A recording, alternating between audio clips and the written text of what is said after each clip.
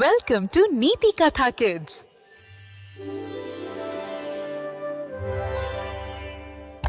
एका जुन्या वाड्यात गोलू नावाचे एक गोंडस छोटे भूत राहत होते.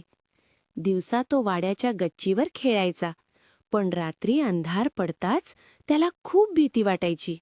एका रात्री एक चमचमणारा तारा आकाशातून खाली पडला आणि तो थेट त्या वाड्याच्या सर्वात अंधाऱ्या तळघरात जाऊन पडला. गोलूने तो तारा पाहिला.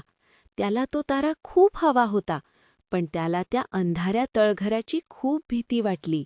गोलूने थोडेसे आत डोकावून पाहिले, पण अंधार इतका दाट होता की त्याला काहीच दिसले नाही. त्याला खूप भीती वाटली आणि तो लगेच मागे सरला. तारा अजूनही दूर अंधारात लपलेला होता.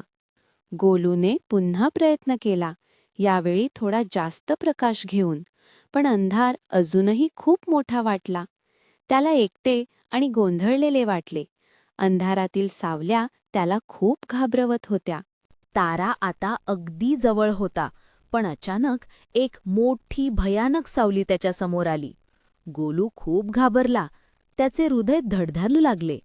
त्याला वाटले की तो कधीच तारा मिळवू शकणार नाही.